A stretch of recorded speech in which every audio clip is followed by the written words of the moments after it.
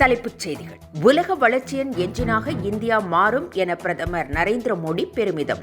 பிற நாடுகளின் வளர்ச்சி மாதிரிகளை பின்பற்றாமல் கடந்த 11 ஆண்டுகளில் நல்ல சீர்திருத்தங்களை வழங்கியுள்ளதாக தகவல். வரும் சட்டமன்ற தேர்தலில் திமுக 170 தொகுதிகளில் போட்டியிடும்.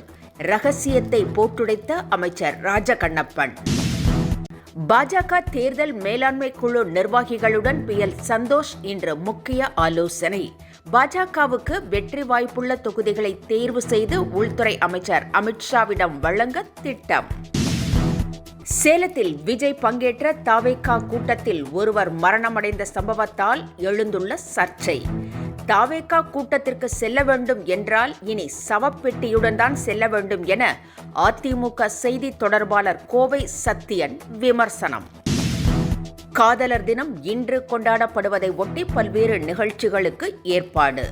பொது இடங்களில் அத்துமீறி நடந்து கொண்டு மற்றவர்களுக்கு இடையூறு ஏற்படுத்த வேண்டாம் என சமூக ஆர்வலர்கள் வேண்டுகோள். இனி விரிவான செய்திகள்.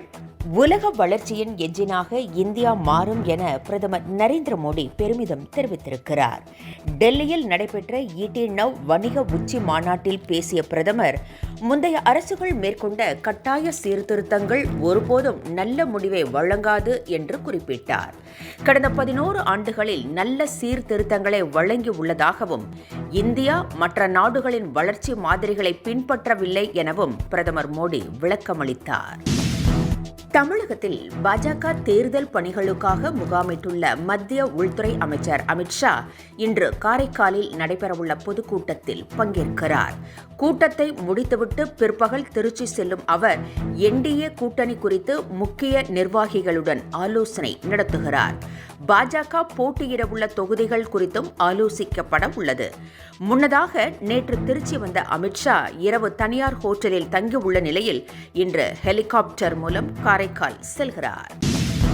சென்னை அப்பல்லோ மருத்துவமனையில் அனுமதிக்கப்பட்டுள்ள ராஜாவை முதலமைச்சர் ஸ்டாலின் 2வது முறையாக சென்று பார்த்தார். அவரது உடல் நலன் குறித்து விசாரித்த முதலமைச்சர் அவருக்கு அளிக்கப்படும் சிகிச்சைகள் குறித்தும் கேட்டறிந்தார். மேலும் ராஜா பூரண குணமடைந்து மீண்டும் மக்கள் பணியாற்ற வேண்டும் என்றும் வாழ்த்துக்களை தெரிவித்தார்.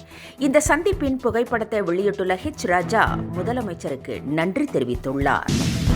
விஜய் த்ரிஷா குறித்து நயினார் நாகேந்திரன் தெரிவித்த கருத்து பெரும் சர்ச்சையாக வெடித்திருக்கிறது.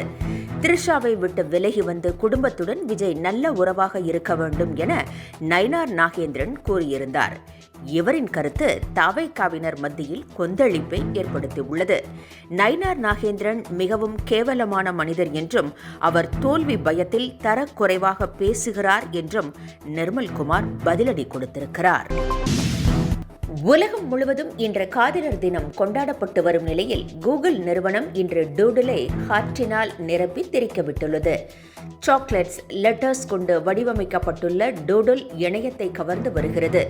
காதலர்கள் மட்டுமின்றி நம் மீது அன்பு அக்கறை கொண்ட ஒவ்வொருவரையும் கொண்டாட இது ஒரு அற்புத வாய்ப்பு என்று தெரிவித்திருக்கிறது. தனது காதலர் தின வாழ்த்துக்களையும் பகிர்ந்திருக்கிறது. இதனிடையே காதலர் தினத்தை ஒட்டி இன்று பல்வேறு நிகழ்ச்சிகளுக்கு ஏற்பாடு செய்யப்பட்டுள்ளது. அதே நேரத்தில் பொது இடங்களில் அத்துமீறி அடுத்தவர்களுக்கு சங்கடத்தை ஏற்படுத்தக்கூடாது என்று சமூக ஆர்வலர்கள் கேட்டுக்கொண்டுள்ளனர். T20 உலகக்கோப்பை கிரிக்கெட் போட்டியில் இந்தியா பாகிஸ்தான் அணிகள் நாளை மோதுகின்றன. போட்டியை காண உலகெங்கிலும் உள்ள ரசிகர்கள் ஆவலுடன் காத்திருக்கின்றனர். இலங்கையில் கொழும்பு நகரில் போட்டி நடைபெறுகிறது.